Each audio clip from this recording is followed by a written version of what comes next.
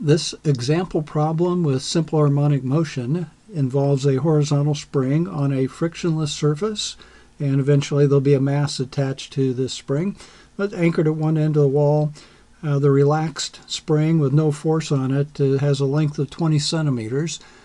When 9 newtons of force pulls on the end of the spring, then the end of the spring is 23 centimeters from the wall, so it's stretched out 3 centimeters. Then we attach a 2.2 kilogram mass to the end of the spring. We, with our hand, position this mass 22 centimeters from the wall, and then we release the mass. We want to know several things about the motion. What's the maximum acceleration of the mass is our first question. Well, for acceleration, we might consider the drawing first, where we are in this situation. The relaxed spring's 20 centimeters long. We have 9 newtons pulling on the end, so we stretch out to 23 centimeters from the wall for the end point. And then we attach 2.2 kilograms, and we're 22 centimeters away. We're holding the mass there right now until we let it go. To find acceleration, we'll use F equals ma. Force divided by mass gives us the acceleration. We already know the mass. How do we come up with a force? Well, the spring is applying a force to the left on the mass. In order to calculate the force, we need to know how far we are away from the equilibrium position. That's the letter x. And then we need to know the force constant for the spring. So we're going to use the information that when we pull to the right with 9 newtons, the spring pulls back to the left with minus 9 newtons for the assignment of its force. This calculates the force of the spring. The spring is acting to the left, so I put in a minus 9 newtons. That's not terribly important, but I did it. So minus k, and then 3 centimeters becomes 0.03 meters. We come up with a k value of 300 newtons per meter. If you did not put the minus sign here, mathematically you come up with a negative value for k. You should scratch off that negative sign. The force constant, the k, is always a positive number. Now, we can calculate the force when we're stretched out 2 centimeters because we now know the k. The force of the spring on the object, that'll be 6 newtons to the left, 300 newtons per meter, and our x value, our stretch, is 0.02 meters. So now we can take use of Newton's second law. The acceleration 6 newtons to the left, divide by 2.2 kilograms, we find an acceleration of 2.73 meters per second squared. That's our acceleration value, and that is the largest magnitude when we're at this full extension of 2 centimeters. For any other part of the motion until we get to the compression, full compression to the left, when we're 2 centimeters to the left of the equilibrium position, the acceleration is going to be smaller than this. The maximum acceleration occurs at the endpoints of the motion for simple harmonic motion. Okay, second question. What's the maximum velocity or speed, if you want, maximum velocity of the mass? Well, we have kinematic equations, and those kinematic equations, if you want to consider them, involve velocity, acceleration, time, distance, and we might think, well, I'll just pick one of these. I don't know anything about the time, so maybe I'll use this final velocity squared equals initial velocity squared plus 2a and the distance traveled. Would that be a good method? Would that be a good method to use the kinematic equations? The answer is no. The acceleration is not constant. The acceleration is not constant in this simple harmonic motion. So this is illegal. We cannot use the kinematic equations. The acceleration is not a constant. Simple harmonic motion, by definition, the acceleration is proportional to the displacement. So the acceleration is a variable. So instead, we'll use conservation of energy. When we're full off to the right here and not moving, all the energy is potential energy. 1/2 kx squared calculates potential energy for a spring.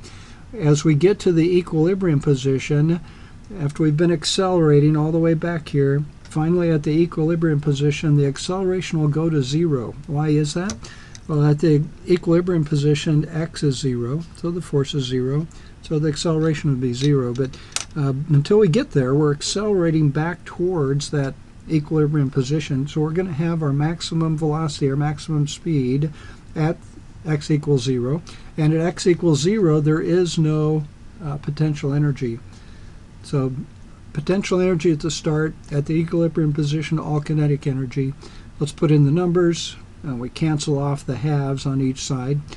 So the K value of 300 newtons per meter, our value of x, I'll put the units in here, 0.02 meters, that gets squared, don't forget the square, equals 2.2 kilograms, the mass, and then what we're looking for, this velocity at the equilibrium position. So you ought to pause now and check this with your calculator as soon as I give you something to look at. Sorry about that. Again, we're balancing kinetic and potential energy to solve this problem, and putting in the numbers. V squared is 0.05455. So please pause and work this out in your calculator. Make sure you're coming up with the same result. And then don't forget to take a square root. The question did not ask for V squared. We want the velocity. So we get 0.234. I worked this out. If you would use this equation up here with 2.73 meters per second squared for the acceleration, I think, if I remember, the velocity comes up to be 0.33 meters per second. If you assume we've got the full acceleration all the way back to the equilibrium point.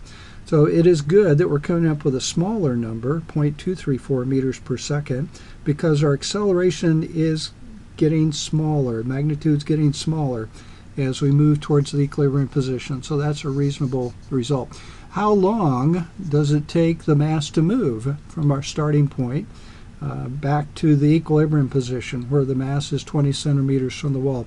Should we use the kinematic equation, final velocity equals initial velocity plus AT? We've got the final velocity. Our initial velocity is 0. We know the acceleration, but we think to ourselves, this is a kinematic equation that assumes A is constant. A is not constant. We're not allowed to use that equation. Instead, we should use the facts about simple harmonic motion. The period, the time to oscillate once, that T stands for the period, is equal to 2 pi square root of m over k. We know m, we know k. So we substitute in those numbers, and I find that the period, the full cycle, is 0.538 seconds. Is that the time from the mass being at the right until the mass is at equilibrium? No. The time we're interested in to get from the starting position to the x equals 0 position is 1/4 of the total period. As the mass moves from the far right to the equilibrium position, to the far left, back to the equilibrium position, back to the far right, we have quarters of the period for each of those motions. So 1/4 of the period I divide by 4, I find 0.135 seconds. That's the length of time to move from our starting point until the first pass through the equilibrium position. What's the minimum distance of the mass from the wall? Not much of a calculation here. What's the minimum distance? Well, we're not losing any energy, so because friction is 0. So we started 2 centimeters to the right of the equilibrium position. We started at 22 centimeters from the wall. Equilibrium position is at 20. This simple harmonic motion, we have the same amplitude to the left as we started with on the right. So we're going to be 2 centimeters away from equilibrium on the left side, and that puts us at equilibrium's at 20. We're 2 centimeters to the left. So we're 18 centimeters from the wall. 18 centimeters from the wall. So simple harmonic motion, a key concept is that you must not use the kinematic equations. Acceleration is not constant. You will use things like period is 2 pi squared of m over k. F equals ma is fine. Conservation of energy is commonly used. So ask your instructor if you have questions on this, or check out some of my other videos. They're annotated, listed at physics.gpclements.com. If you like astronomy, check out astronomy.gpclements.com. These sites are free, no registration. If you like the YouTube videos, please subscribe to my channel and keep practicing.